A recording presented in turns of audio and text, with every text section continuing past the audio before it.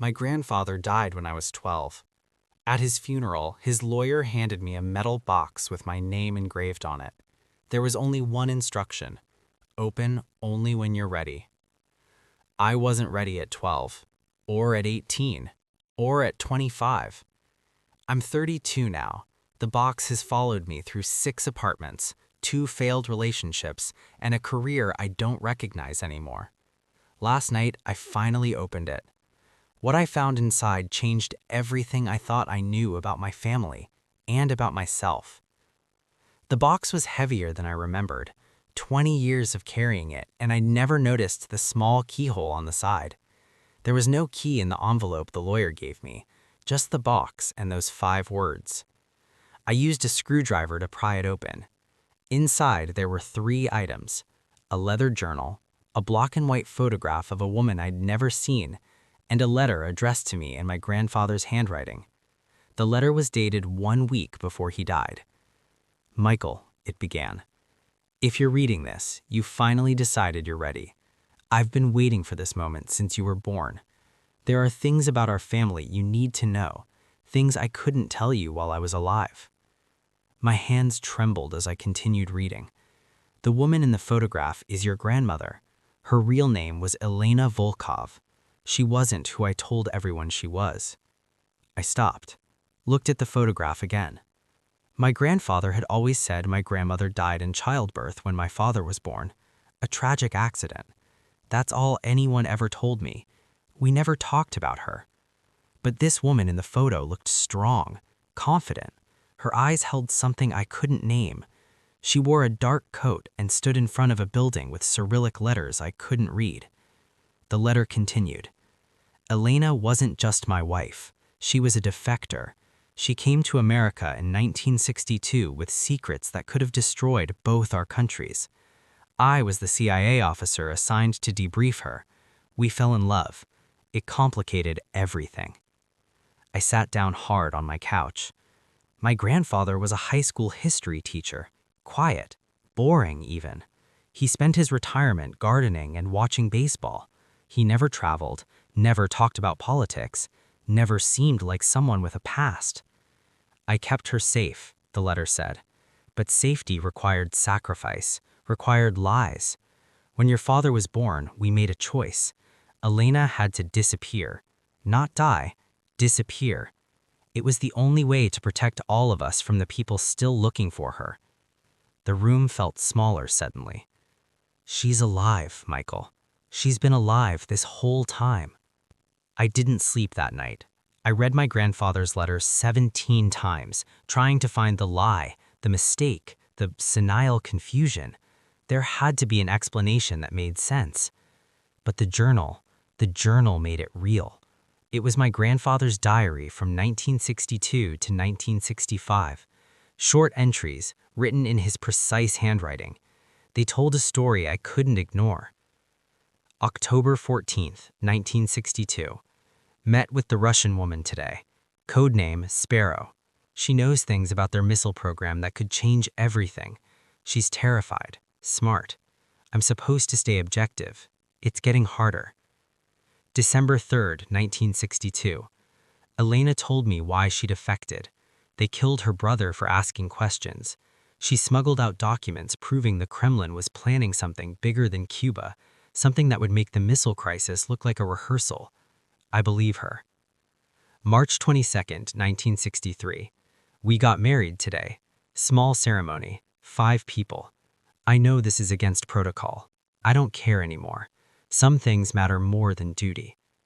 June 8th, 1964. Elena is pregnant. This changes everything. They're still looking for her. 2 of her former colleagues were found dead in Berlin last month. The agency says it's unrelated. I don't believe them. September 30th, 1964. Our son was born today. We named him Thomas. Elena cried for hours. She knows what's coming. We both do. October 15th, 1964. Made the arrangements. Elena will disappear tomorrow. The official story is childbirth complications. The real story is a new identity in Vancouver, complete background, new life. Thomas will grow up thinking his mother died. I'll raise him alone. This is the only way to keep them both safe. My heart is broken, but she'll live. That has to be enough." The entries stopped after that. I found an address in the back of the journal, Vancouver, a street I could look up. Next to it, my grandfather had written, "If you go, tell her I kept my promise. Tell her I loved her till the end." I called in sick to work that day, booked a flight to Vancouver that afternoon. The address led to a small house in a quiet neighborhood near the water. Garden in front, wind chimes on the porch. It looked peaceful. I knocked. An old woman answered. She had to be in her 80s, but her eyes were sharp, the same eyes from the photograph. "Can I help you?" she asked. Slight accent, not strong, but there. "My name is Michael," I said. "My grandfather was—" I didn't finish. She grabbed my arm, pulled me inside, shut the door. "You're Thomas's son," she said. It wasn't a question. We sat in her living room. She made tea with shaking hands. When she finally sat down across from me, she stared at my face for a long time. "You look like him," she said quietly, "like your grandfather when he was young." "He told me everything," I said. "In a letter. He left me a box. I just opened it." She closed her eyes. "I wondered if he would. We agreed he wouldn't tell anyone, not even Thomas, especially not Thomas. But I knew him. He was a man who kept his word, but he also believed in truth." She opened her eyes. "Did Thomas ever know?" "My father? No. He died 3 years ago. Cancer. He never knew." She absorbed this silently. A tear ran down her cheek. "I've lived here for 60 years, she said. "Same house, same name, Margaret Chen. I learned English perfectly, built a life, taught piano to children, never married again, never traveled. I kept my part of the bargain." "Why?" I asked. "Why give up everything?" "Because I loved your grandfather," she said simply, "and because I loved my son.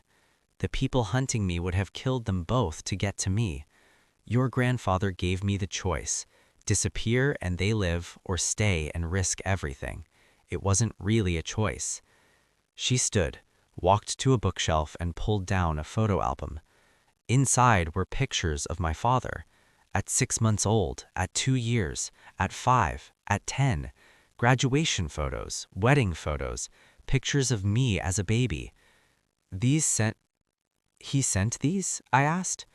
"Every year," she said, "on Thomas's birthday. Never a return address, never a note, just the photos, so I could watch my son grow up from 3,000 miles away." She turned a page. There were pictures of me, school photos, Little League, high school graduation. "Your grandfather sent these too?" "Until he got sick," she said. "The last envelope arrived 4 years ago. After that, nothing." I knew what it meant. We sat in silence for a long time. Finally, she spoke again. "Did he suffer?" "No," I lied. "It was peaceful." She nodded, accepting the kindness. "He asked me to tell you something," I said. "He kept his promise, and he loved you until the end." She broke then, quietly but completely. I stayed in Vancouver for 3 days. Elena, I couldn't call her Margaret, showed me everything. Her life, her memories, the shadow existence she'd built from sacrifice and silence. On the last day, we visited the water. She told me stories about my grandfather, the real him, the one who existed before he became a quiet teacher in a small town. "He was brave," she said, "braver than anyone knew. He gave up his career for me. The agency never forgave him for marrying a defector. He could have been important, powerful. Instead, he chose us, chose safety over ambition." "Did you ever regret it?" I asked. She thought for a long time. "Every single day," she said, "and not once." Before I left, she gave me a letter. "For when you have children," she said, "so they know where they came from, so they understand that love sometimes means letting go." I flew home with that letter in my pocket and my grandfather's journal in my bag. The sealed box sits on my shelf now, empty but not meaningless. My grandfather knew exactly what he was doing when he left it for me. He waited until I was old enough to understand that some secrets are kept out of love, not shame, that some sacrifices are so profound they echo through generations. I think about Elena often, about my grandfather, about my father, who never knew his mother was alive, about all the small moments they lost so we could have our lives. I was ready at 32, not at 12, not at 18. You can't be ready for some truths until you've lived enough to understand what they cost. Tomorrow, I'm going back to Vancouver. Elena wants to hear stories about my father. I want to hear more stories about the man my grandfather really was. We have 60 years to catch up on. The box taught me something. Family isn't just who you know, it's who loved you from a distance, who sacrificed in silence, who kept their promises even when they broke them. My grandfather left me a sealed box with an impossible instruction, but he also left me something more important. Proof that love can survive anything, even time, even distance, even death itself. I'm ready now. Finally, I'm ready.